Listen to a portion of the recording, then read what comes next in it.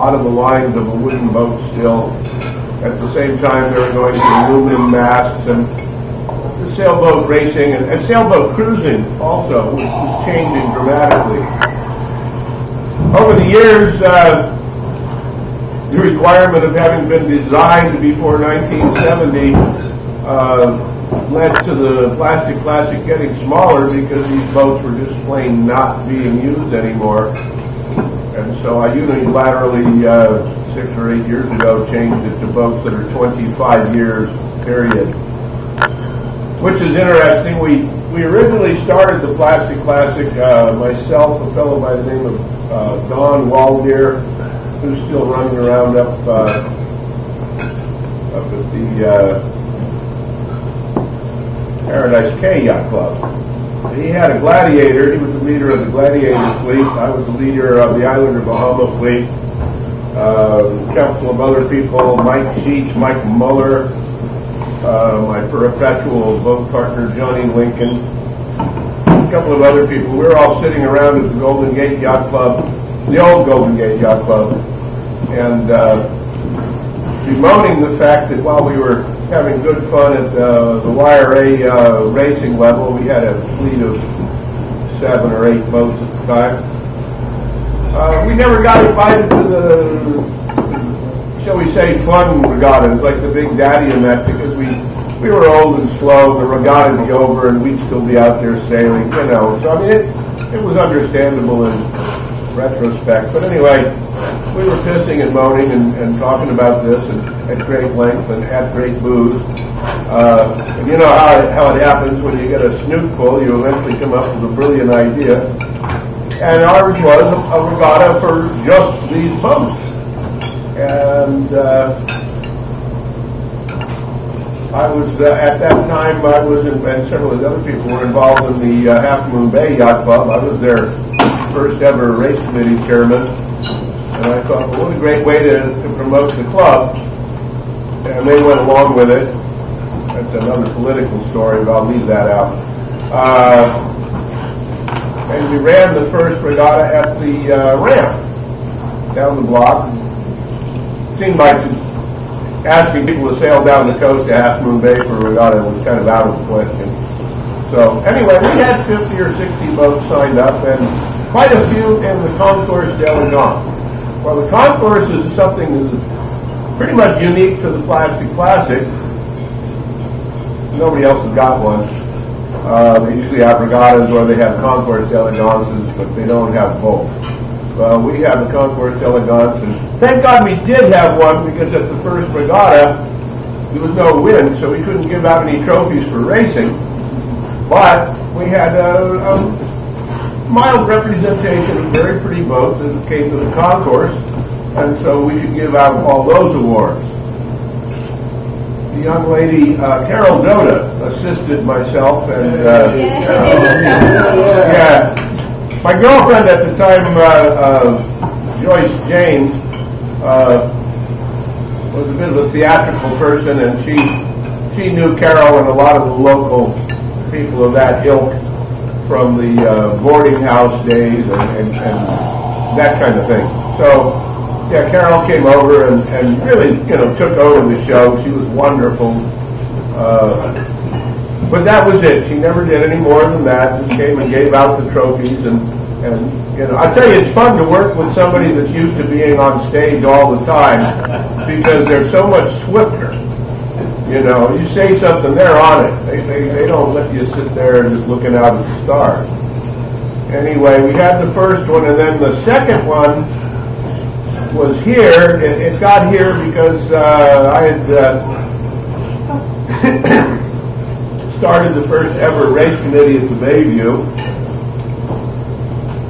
The habit of doing crap like that. And it seemed logical for the regatta actually to be sponsored by a club here rather than a club out at Half Moon Bay. And so, make a long story short, Bayview took it over. It's been exactly the same in almost every respect the whole time.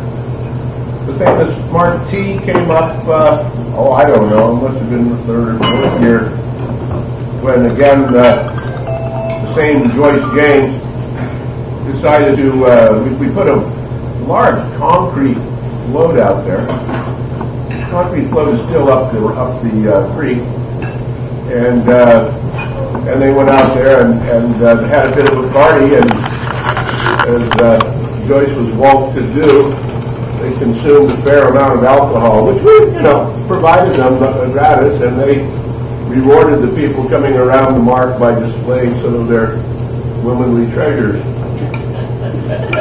So that's how that happened, and we've had that particular item at the Plastic Classic more or less successfully ever since then. So, and I look forward to it again. Everybody sails the same course. We set